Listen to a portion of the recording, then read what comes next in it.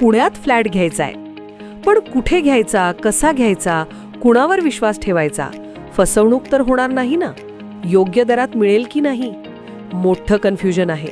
चला तर मग सर्व कन्फ्युजन दूर करण्यासाठी संपर्क साधूयात सारंग अहेर यांच्या रेरा रजिस्टर्ड ड्रीमोरा रियालिटीशी. संपर्क सारंग सुधाकर अहेर, ड्रीमोरा रियालिटी. मोबाईल नंबर 82 83 93 91 आणि 62 62 90 910.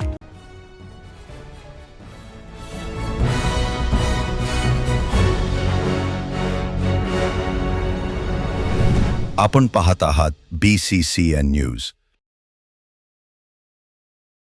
कर्जमाफीमध्ये किचकट निकष लावल्याने शेतकरी आक्रमक. किडन्या विकत घ्या पण सरसकट शेतकऱ्यांना कर्जमाफी द्या. अर्धनग्न होऊन संतप्त शेतकऱ्यांनी स्टॅम्प पेपरवर दिले प्रतिज्ञापत्र. राज्य सरकारने शेतकऱ्याची केलेली कर्जमाफी ही शुद्ध फसवणूक आहे. 2019 मध्ये कर्जमाफी झालेल्या शेतकऱ्यांना आताच्या कर्जमाफीतून वगळण्यात आल्याने जवळपास 80 ते 90% शेतकरी हे पीक कर्जापासून वंचित राहणार आहेत. याच सरकारच्या निकषामुळे बुलढाण्याचे शेतकरी आक्रमक झाल्याचं पाहायला मिळत आहे. संतप्त झालेल्या युवा शेतकरी शुभम घोंगडे यांच्या नेतृत्वात शेतकऱ्यांनी अर्धनग्न आंदोलन करत आमच्या किडन्या विकत घ्या मात्र कर्जमाफी करा असा मजकूर स्टॅम्पवर प्रतिज्ञापत्राद्वारे लिहून तो तहसीलदारामार्फत मुख्यमंत्र्यांना पाठवण्यात आला आहे. सरकारने 2019ची अट रद्द करून सरसकट शेतकऱ्यांना कर्जमाफी द्यावी, अन्यथा तीव्र स्वरूपाच्या आंदोलनाचा इशारा यावेळी शेतकऱ्यांना दिला आहे.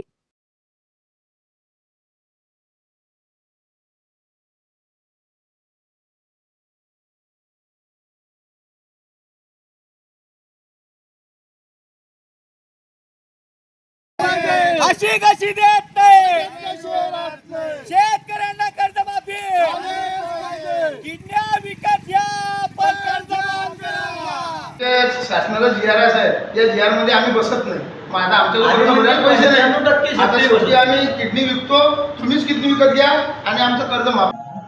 जेव्हा पिकलं तेव्हा लुटलं असं शरद जोशी साहेब नेहमी म्हणत होते. आमचं जेव्हा जेव्हा पिकलं तेव्हा शासनानं आमच्याला चुकीच्या धोरणानं आम्हाला लुटलं, आम्हाला मारलं. आम्हाला शेतीच्या मालाला भाव नाही, त्याच्यामुळे आमच्यावर झालेलं कर्ज आम्ही या ठिकाणी भरू शकत नाही.